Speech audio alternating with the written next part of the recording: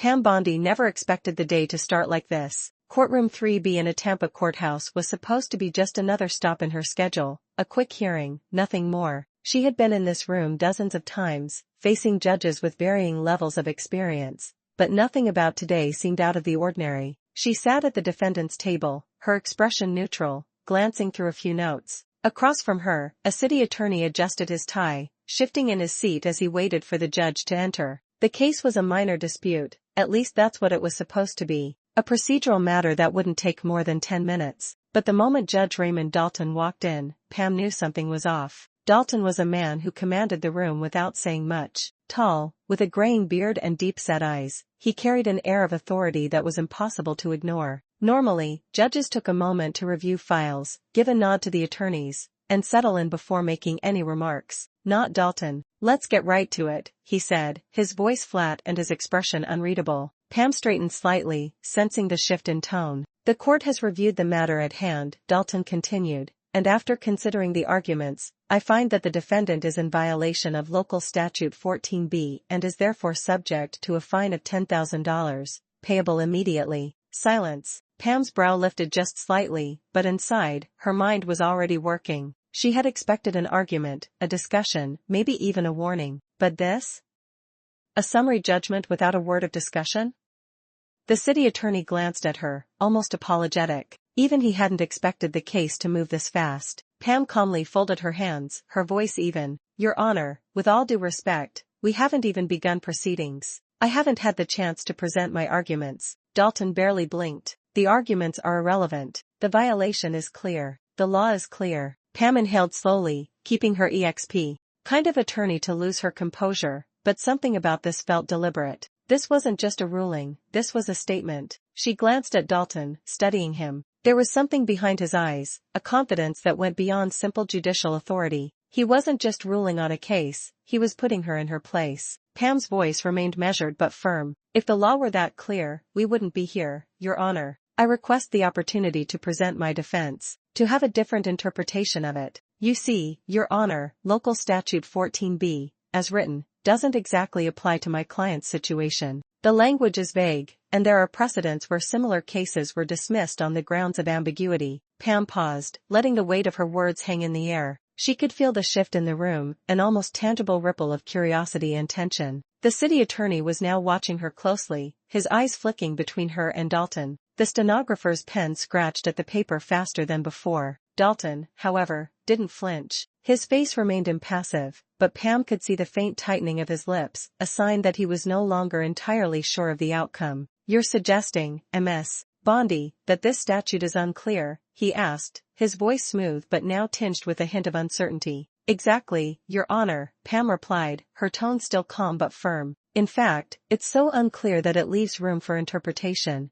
And as any seasoned attorney knows, when the law is vague, the defendant has the right to present a defense. That's what we're doing here today. I'm presenting a defense." The tension in the courtroom thickened again, and Pam noticed Dalton's jaw twitch. She had his attention now. "You may disagree with my interpretation of the law," she continued, "but I would argue that it's precisely because of this ambiguity that we're standing here. If the law were truly clear, we wouldn't need a court to decide what it means." Dalton leaned forward slightly, his piercing gaze fixed on her. For the first time, the indifference in his eyes seemed to waver. "Are you suggesting, Ms. Bondi, that I'm misinterpreting the law?" he asked, his tone now a bit sharper. Pam didn't hesitate. "I'm not suggesting that, Your Honor. I'm asserting it. And I think we both know that the law isn't as clear-cut as you'd like to believe." The silence in the room deepened. The spectators exchanged looks, some whispering quietly among themselves. Even the bailiff, usually so composed, stood a little straighter. Dalton's eyes narrowed, but Pam could see the challenge in his gaze. He wasn't backing down, but neither was she. "Very well," he said slowly, his voice almost a growl. "If you believe the statute is unclear, I'll allow you to present your argument. But make no mistake, this court will not be swayed by theatrics or gamesmanship.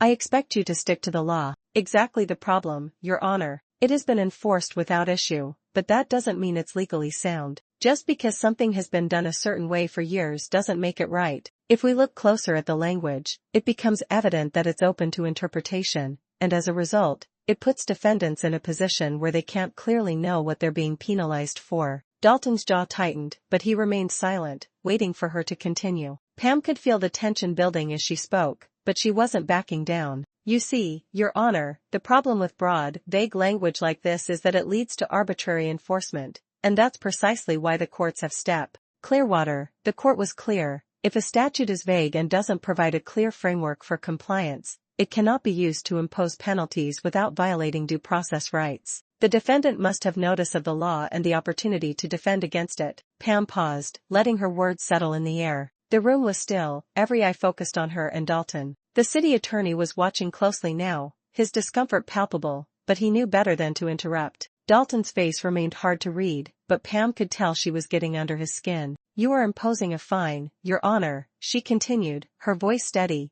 but there is no clear, specific violation outlined in the statute as it applies to this case. The statute does not specify what constitutes non-compliance with the regulation, nor does it establish the procedural safeguards necessary to ensure a fair hearing. Without those, how can any defendant know what they're defending against? Dalton's fingers tightened around the armrest as he leaned forward, clearly not pleased with the direction the conversation was taking. But Pam was relentless. Without a clear definition, this statute becomes a tool for arbitrary judgment, she said, looking him directly in the eye. It is precisely because of this lack of clarity that I'm requesting the chance to present my defense and challenge the applicability of the statute to this case. Dalton's eyes narrowed, and for the first time, Pam saw a flicker of doubt pass through them. He shifted slightly in his seat, as if considering her words more seriously than before, but instead of conceding, he pressed forward. You may argue the statute's vagueness, Ms. Bondi, he said slowly, but the fact remains that the law has been applied consistently across many cases in this jurisdiction. Are you suggesting that every ruling that has enforced this statute is invalid? Pam didn't miss a beat. Not every ruling, Your Honor, but I am suggesting that the application of this statute in this case is flawed. The law is not meant to be a blunt instrument. It's meant to protect the rights of the individuals it governs. And when those rights are infringed upon due to vagueness, we have a duty to challenge that. That's what we're doing here today. Dalton let out a slow breath. Ms. Bondi, I find your interpretation debatable. Pam smiled slightly. Then let's debate it. The words hung in the air, and the tension in the room thickened. Dalton's nostrils flared slightly as he regarded her. He clearly wasn't used to having his authority challenged so directly, especially not in such a public manner. The shift in power was palpable. Pam had not only pushed him to reconsider his position, but she had also forced him into a corner where his next move would be scrutinized by everyone in the room, and likely, beyond. Dalton leaned forward, his voice cold but calculated. You continue to focus on procedural issues, Ms. Bondi, but at the end of the day, the law stands as it is, and the court must apply it. Pam remained calm, refusing to be rattled. And if the law is problematic, Your Honor, does the court simply enforce it without question? Or does it take a closer look to ensure that justice is being served? She turned to the city attorney, her voice smooth. Is that not the role of this court, to apply the law fairly, and to ensure that it doesn't infringe upon constitutional rights? The city attorney shifted uncomfortably in his seat but remained silent. Pam turned back to Dalton, who was now visibly irritated but unwilling to back down. The game had changed. This was no longer just about the fine, it was about the integrity of the process. Your Honor, Pam continued, if we allow vague laws like this to go unchallenged, we risk setting a dangerous precedent. If the law is truly clear and fair, why would it require such extensive debate? Why would it need to be so heavily scrutinized in order to hold up under constitutional protections? Dalton clenched his jaw, his hands gripping the bench even tighter. He had the power to end this hearing at any moment, but Pam had placed him in a position where conceding would cost him dearly. To continue on his current path would make him look like he was disregarding precedent, and if he reversed his decision, it would mean admitting he had made a mistake. You seem determined to twist the law to fit your argument, Ms. Bondi, he said finally, his voice low and controlled. But the law is not some flexible tool to be bent to your will. It is clear, and it must be applied as written. Pam raised an eyebrow. Then, Your Honor, if the law is so clear, why have courts consistently ruled against it when challenged? Why is it that every time this statute is enforced, it ends up in front of a higher court? A murmur rippled through the room, and Pam could sense the judge's frustration growing. He wanted to end this, but he had no legal grounds to shut her down. He was losing control, and she was using his own confidence against him. I'm not twisting the law, she said softly. I'm simply asking for consistency. If this court is to follow the law, then it must follow the precedent set by the appellate court. If you choose to kept her expression neutral, but inside, she felt the shift. So that's what this was. Dalton had stepped back and brought in someone with more authority, hoping to counter her argument with an overlooked ruling. Judge Whittaker's presence was no accident. It was a calculated move to disarm her, and she couldn't let him throw her off course. She met Whittaker's gaze evenly. "Yes, I'm aware of that ruling, Your Honor," she replied, her voice calm but firm. But what that ruling actually highlighted was that localized judicial discretion cannot override constitutional protections. And in this case, it's clear that Statute 14b, as applied, lacks the procedural safeguards necessary to ensure fairness. Whittaker's brow furrowed slightly. "You're suggesting that local discretion should not apply, even when the courts have indicated some flexibility?" Pam didn't flinch. "Exactly. Local discretion is not a carte blanche to bypass due process. The law must be clear, and it must be applied consistently. When a statute is vague, as this one is, it risks infringing upon an individual's constitutional rights. And that's where the issue lies." Dalton's gaze was intense, watching closely as the exchange unfolded. He didn't like where this was headed, but he was in too deep now. Pam had pushed him to bring in a higher authority, and now Whittaker was on the defensive as much as he was. Whittaker paused, his fingers steepled in front of him. "And yet, Ms. Bondi, this law has been enforced for years without substantial challenge. Are you suggesting that the entire framework of enforcement needs to be re-examined?" Pam leaned slightly forward, her posture still composed but her tone sharpening. "I'm not suggesting it, Your Honor. I'm stating it. When laws are applied arbitrarily, as this one has been, it's not just a procedural issue, it's a constitutional one. If we allow this statute to stand as is, we open the door to broader legal uncertainty." A murmur ran through the courtroom again. Over at Dalton, then back at her. "Your position is clear, Ms. Bondi," Whittaker said slowly. "But this court must also consider the practical implications of overturning long-standing procedures. There must be balance." Pam's response was swift and confident. "Balance is important, Your Honor, but so is fairness. If the law is ambiguous, it must be clarified. If it's being enforced improperly, it must be corrected. Otherwise, we risk undermining the very principles this court is supposed to uphold." Judge Whittaker looked down at the papers in front of him, clearly processing what Pam had just said. He wasn't ready to dismiss her argument, and that was a win in itself. It wasn't a victory yet, but he was on the defensive now, and the momentum was with her. Dalton cleared his throat, trying to regain control of the situation. "I believe we've heard enough for now," he said, his voice tense. "We'll recess again, and I'll review the precedents further. This hearing is adjourned until tomorrow." Pam allowed herself a small, inward smile. It wasn't over, but the judge's unease was clear. He hadn't expected to be in this position, questioning his own ruling. Now, even Judge Whittaker's presence hadn't turned things back in his favor. As the courtroom emptied, Pam stood up slowly, gathering her papers. She knew this wasn't the end, but with each passing moment, it became clearer that Dalton's decision to bring in another judge might have just backfired. Pam folded her hands. "I am aware of that ruling, Your Honor, but I also know that the same clarification explicitly stated that enforcement must follow strict evidentiary standards, something that wasn't done in this case." Whittaker nodded, as if he had expected her to say that. "Then let's talk about that. The enforcement officer who filed the violation is present in this courtroom. Would you like to cross-examine him?" Pam barely hid her surprise. She hadn't expected that, but she welcomed it. She turned her head as a man stood from the back of the room, Officer Brian Calloway, a municipal enforcement officer. He was middle-aged, dressed in a crisp navy uniform, and carried himself with the confidence of someone who rarely had to justify his decisions. Pam kept her voice steady. "Yes, Your Honor." Dalton gestured for Calloway to step forward. The officer made his way to the witness stand, took his oath, and sat down. Pam stood and walked toward him with slow, deliberate steps. "Officer Calloway, can you confirm that you were the one who issued this violation?" He nodded. "Yes, ma'am." Pam turned slightly toward the public, where no jury sat, but where the spectators watched. "And on what basis did you determine a violation had occurred?" Calloway exhaled, as if the answer was obvious. "The statute is clear. The property in question was not in compliance with municipal code. I documented it and issued the fine." Pam clasped her hands behind her back. "Did you take any photographs of the alleged violation?" He hesitated. "No, ma'am. It wasn't necessary." Pam gave him a small, almost amused smile. "You didn't document the violation, yet you issued a fine?" Calloway shifted in his seat. "I have years of experience identifying these cases. I didn't need a photo to confirm what I saw. Pam's expression remained calm, but inside, she knew she had just been handed her next argument on a silver platter. She turned back toward the bench. Your Honor, in the absence of photographic evidence, written witness statements, or any tangible proof, we are left with nothing more than an individual subject to assessment. This directly contradicts the evidentiary standards required under the appellate CL. Whitaker's expression didn't change, but he sat back slightly. He knew Pam was right. Pam pressed forward. So, I ask again, how does this court justify imposing a fine under a statute that lacks the required legal foundation for enforcement?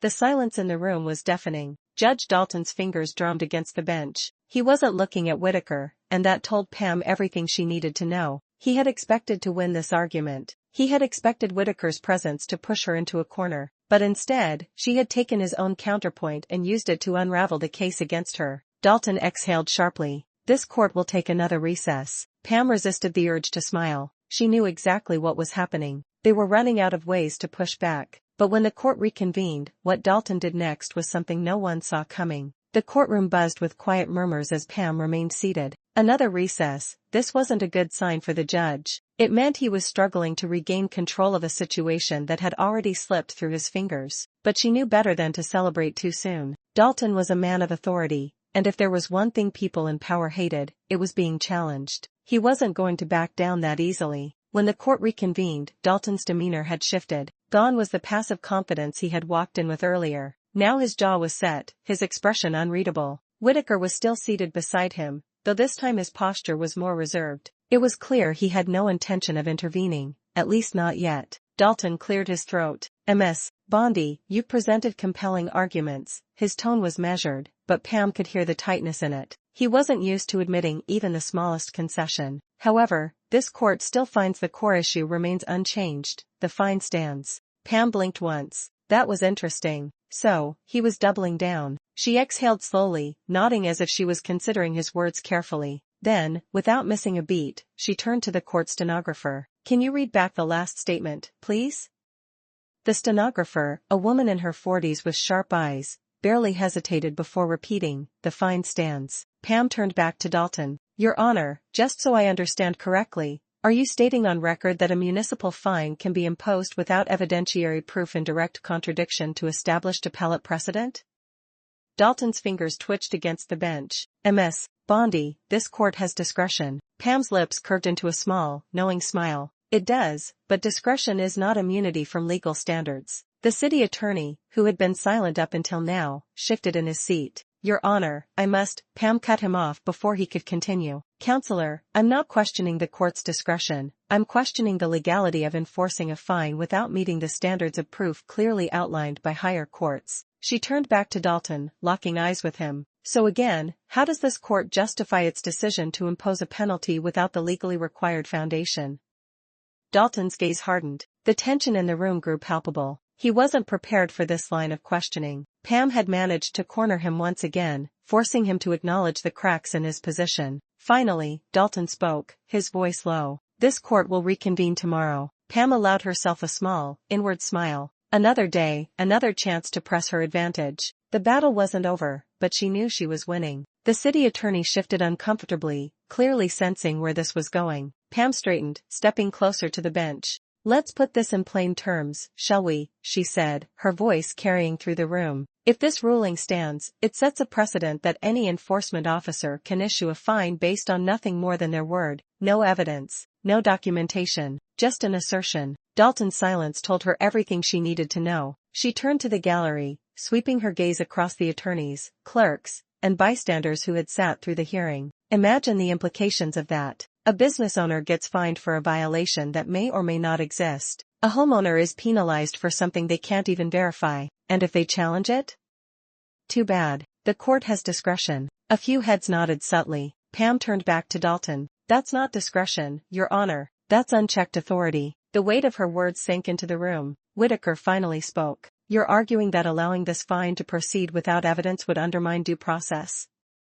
Pam nodded. Not just due process, but judicial integrity. Because the moment we accept rulings based on assertion rather than evidence, the entire legal system starts to erode. Dalton's grip on the bench tightened. He knew he had been backed into a corner. The city attorney finally interjected. Your Honor, if I may. Dalton held up a hand, his face unreadable, but Pam could see the frustration in his eyes. There was no winning this, not for him. Finally, after what felt like an eternity, Dalton exhaled. This court finds that the imposed fine does not meet the necessary evidentiary threshold for enforcement. His voice was stiff, almost reluctant. The fine is overturned. A murmur rippled through the room. Pam gave a slow, polite nod. No satisfaction, no gloating, just quiet certainty. Dalton tapped his gavel against the bench. Court adjourned. Just like that, it was over. Pam gathered her papers, tucking them neatly into her folder. As she turned to leave, she caught Whitaker watching her, his expression unreadable. Then, just as she stepped toward the exit, she heard Dalton's voice one last time. Ms. Bondi. She turned. Dalton's eyes met hers. I underestimated you. Pam gave him a small smile. You wouldn't be the first. She turned and walked out of the courtroom, her heels clicking against the polished floor. But as she left, she knew one thing for certain.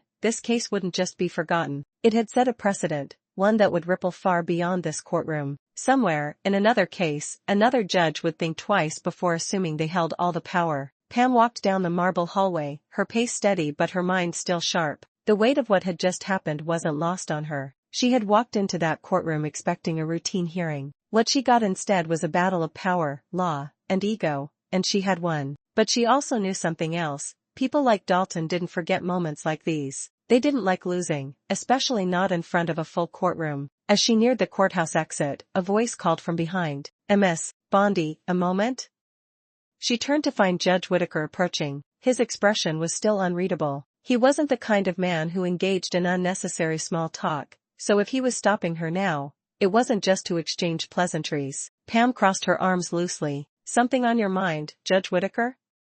Whitaker studied her for a moment before speaking. You're good. Pam smiled slightly. I try. He nodded, glancing briefly at the courtroom doors behind him before lowering his voice just enough so only she could hear. I wasn't brought in to observe, Ms. Bondi. I was brought in to contain. Pam raised an eyebrow. To contain what, exactly? Whitaker exhaled, his eyes scanning hers. Judge Dalton doesn't like losing. In this case, it wasn't just about a fine. It was about setting an example. Pam already knew that, but hearing it confirmed only made the victory feel more significant. She kept her voice even. So what happens now? Whitaker hesitated, then gave her a look that held a weight of its own, both respect and warning. You'll have people watching you, and not just here. Pam understood exactly what he meant. Today, she had done more than win a case. She had challenged the system that thrived on compliance, and that didn't go unnoticed. She nodded once. I appreciate the heads up. Whitaker gave her one last look before stepping back toward the courtroom. Pam turned toward the exit, pushing the heavy courthouse doors open and stepping into the bright afternoon sun. The air felt different, lighter, sharper. This wasn't the first time she had fought a battle in court, and it wouldn't be the last. But there was a lesson in today's fight, one she hoped others would see. Power wasn't about who sat behind the bench. It wasn't about titles, robes, or authority. It was about knowing the rules well enough to challenge them. It was about standing firm when others expected you to back down. And most importantly, it was about never assuming that just because someone hands you a ruling, you have to accept it. Pam Bondi had walked into that courtroom expecting a standard hearing. She walked out having reminded everyone, especially those in power, that the law wasn't just about enforcement. It was about understanding. It was about fighting back. And today, she had done just that. If you found this story engaging, don't forget to like, comment, and subscribe, because in every courtroom, in every fight, there's always more than meets the eye.